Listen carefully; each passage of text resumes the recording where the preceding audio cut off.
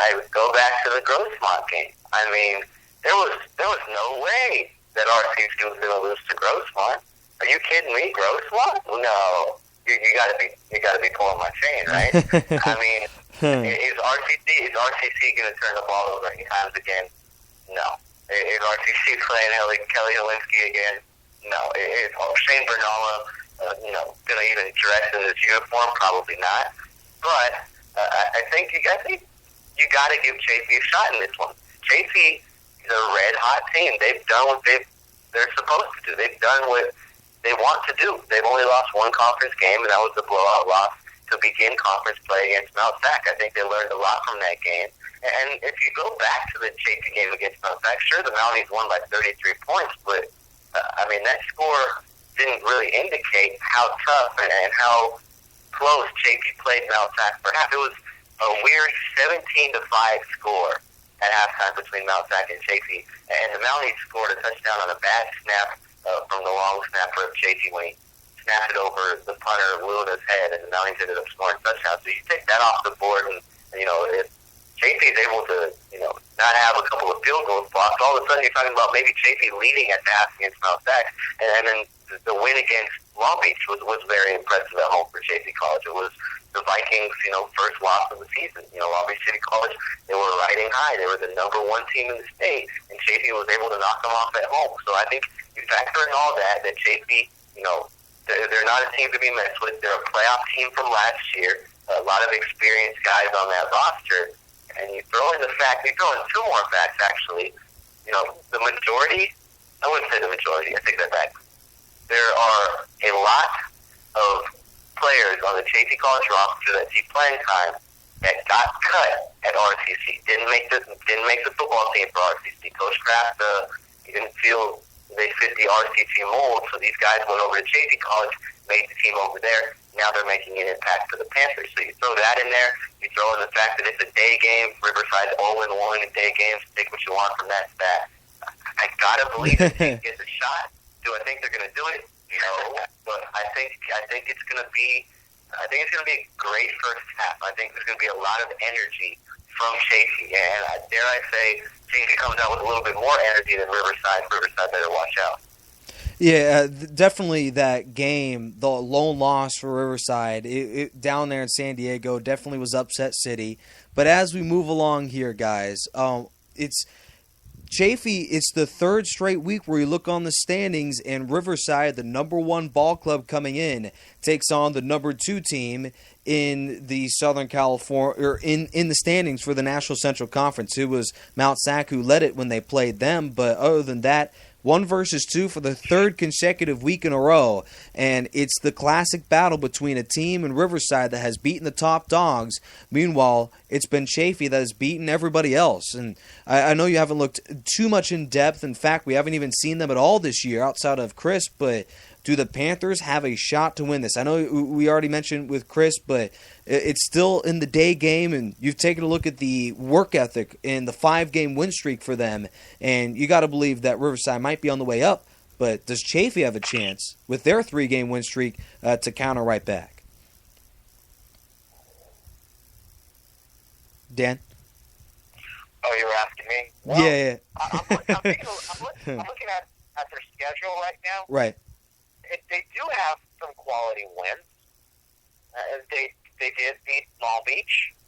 They beat a decent El Camino. And I don't know, but do they have a shot? You were asking? I would say no.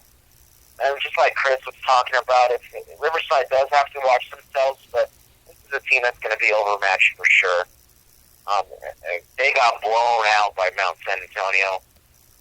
Riverside beat Mount San Antonio, so I don't think they'll. Okay. Really? Are we really? Is that how we factor in our wins? I mean, yeah, I will. Did we all not witness the Mounties absolutely blow that game, turn over the ball 5 times, and only lose by 4 points? Yeah, and that's happened all year for Riverside. A defense that does that. They do that every single game. It seems like, except against Grossmont. So yeah, that's how I would factor it in. Of course. I think Chafee's improved since the loss at Mount Sac. So I don't know. I mean, they did beat Long Beach, so I think you give them that much. Well, we can make an argument for both teams as well, but currently, if the playoffs were to start today, talk about Mount San Antonio, they would be the team that plays Riverside and what many peg to be the game of the century, where the winner would move on to the state championship game. We could talk about Chaffee, but really, I think it all comes down to if Riverside wins, everything will turn out the way that it's supposed to, and they're favored, and really, it shouldn't even be all that close. Riverside, Mount Sac. Right now, if the playoffs were to start today, those would be the top two teams. And Chris, we've talked about this over the last couple weeks. This is still a ball game that really, despite the Tigers' win, Riverside doesn't have a whole lot to look forward to as far as advantages go, because outside of turnovers, Mount Sac completely outgained them in every statistical category. Yeah, well, I mean, I think you look at the Long Beach game, it was kind of the same thing for the Mounties. I mean, the Mounties really feel like at this point in the season they should be undefeated and coasting their way to a postseason berth, but unfortunately for them, they haven't been able to hold on to double digits in the fourth quarter in both of their losses. And, you better hope they've learned from that if they do, in fact, get the chance to get into the postseason. There's no doubt in my mind that Riverside and Mount Sac are the top two teams down here in Southern California. So if the Mounties do get in, the committee will reseed. Riverside will be number one because of the head-to-head win against Mount Sac, and probably looking at Riverside a 9-1 team, Mount Sac at 8-2. You'll probably slide them to the number 2 spot, and then Ventura or Fullerton College will be number 3 and number 4. You're probably going to see Fullerton at 3, Ventura at 4, and that sets up a matchup with the Ventura team that hasn't seen Riverside yet, but Riverside, that should be a relatively easy first-round win for them. And look, the Mounties already beat Fullerton College by 24 earlier this season, so that'd be probably another win for Mount Sac. And like you said, it'd be a rematch of the Mounties and the Tigers in the jungle. I mean, I don't think anyone else could ask for anything more. And I think for the Mounties, if they get that second shot at Riverside at their place, I think Coach Kraft, you better watch out. Yeah, you take a look at that statistical matchup, and really, it's been Mount Sac that has dominated the numbers outside of a couple of crucial categories. You talk about the turnovers. It was 5 against Riverside a couple weeks ago, Dan. And the other thing to look out for is Nicholas King. You've been talking about him all year, a combined 95 yards passing. Meanwhile, their opponent, Justin Allo, threw for 300. And you take a look at the running game, still in favor of Mount Sac. Overall, defensively, outside of big plays with the turnover category, same exact deal. A do-over this time in the same spot, and really more implications this time. What do you think is the end result? And will we see 5 turnovers again by that Riverside defense? I think we got to hold off before we make any type of prediction on that, right? Well, I will mention. I'm not ready for a prediction on that because it's not a slam dunk that Mount Sac's into the postseason yet. But as of right now, they are in. So I think we can jump. I think we jump to it right now. There very easily could be a state championship or conference championship game where Chaffee takes on Long Beach, a team or a matchup that nobody, not a single one of us want. But it's amazing how everything's still up in the air. But we all, I think, could agree that the number one team right now are the Tigers. Still far from a done deal. It's going to be a very, very interesting final couple weeks, guys. I agree 100%, Nick Rice. And there's a lot to look forward to, not only at the junior college level, but at the collegiate level as well. And I think you got to look at this from a Dan Gadino perspective and go out on a little bit of a limb there and say that this is going to be the most exciting postseason ever. It really is. And what's great is, and it's the same with college as well, really the whole entire deal, the whole season comes down to football, 1 or 2 weeks.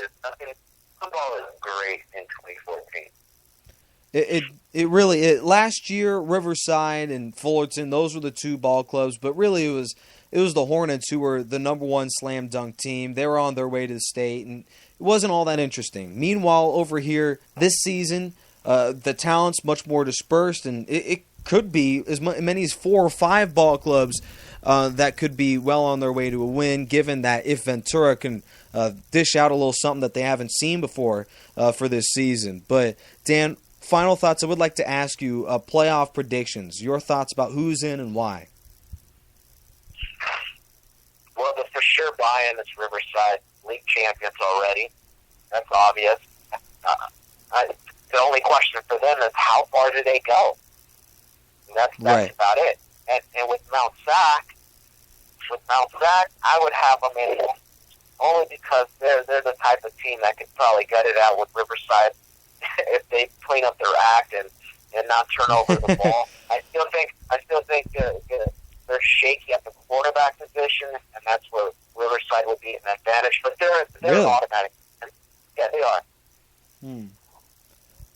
And then you also take a look at that running game against potentially the stiffest linebacking core in the state outside of Riverside. I mean, another great linebacking core in Mount Sac, and you got to believe that off of last time, they're only going to get better given that both Tom Avena brothers should be healthy in 100%, unlike the first matchup. Then you take a look at a defense that had their number last time. Your thoughts about Riverside offensively against one of the stingiest defenses in Mount Sac as well? It's probably a coin toss because the game plan that they brought in against Michigan was totally perfect. They kept him in the pocket. They dared him to throw the ball. So I thought that was just total genius on Mount Sac's part. And if that were to continue in a playoff title implication type of a deal, I'd say that Mount Sac, Mountie, pull it out by a hair, bro. That's for sure. It's going to be a very, very fun matchup up and coming. Playoffs are just a measly couple weeks away, and we'll have all of that leading into the postseason on the national sports radio station on Spreaker.com. And guys, lasting thoughts overall about the NCAA. I know that there's a couple of great matchups. Alabama the next 2 weeks takes on a couple of top 10 football teams, and I know they take on the number one in the country in Mississippi State. I do want to make a case that the Crimson Tide are on the upward swing. They have potentially the best coach in the NCAA, Nick Saban. Really, they have an offense that can contest with the best of them. One of the highest scoring in the NCAA. I know Oregon is in the sights of Chris Sylvester, but can I make a case that a Final Four team and really a ball club that's been there and done that, and some peg as the national champions, according to November, is the Alabama Crimson Tide? Is that far-fetched, Chris? It's not far-fetched, but I just don't see it happening. I mean, call me Kiffin hater, but I just don't see a Lane Kiffin team, even though he's not the head coach. I don't see a team in which is associated with Lane Kiffin, winning any type of national championship. I think Alabama, they'll make it into the postseason. I really do. I think they're going to find a way to get into one of those 4 playoff spots. But boy, oh boy, you look at their schedule. They go to Death Valley this week, and LSU. No, they're not as good as they usually are. But I mean, you saw them pull the upset against Ole Miss a couple of weeks ago, a team that Alabama lost to. So by Dan Gadino's logic, I guess LSU is going to beat Alabama this Saturday. No, not really. But I think you got to look at the top. If I'm just giving you a top 4, I could go on for years about this college football playoff. It's great. I love it. It's great for the fans. It's great for the national sports radio station. It's great for Dan Gadino's couch in downtown LA. But if I had to give you a 4 right now, I'd probably go. I think Mississippi State holds on to that number 1. I think Alabama beats Auburn in the regular season finale and knocks out the Auburn Tigers. And I think you look at Florida State running the table the rest of the way, and you look at Oregon getting in as well, because I don't see Oregon losing the rest of the season in the Pac-12 conference, even though they have a tough upcoming game this Saturday in Utah. So if I had to give you my final 4, it would be Mississippi State as the 1 seed, Florida State as the 2, Alabama as the 3, and Oregon as number 4. But I got to ask Dan Gadino there, again, our great analyst in Los Angeles, home of one of the greatest basketball teams right now in the NBA, in the LA Lakers. But you take a look at even the number one team in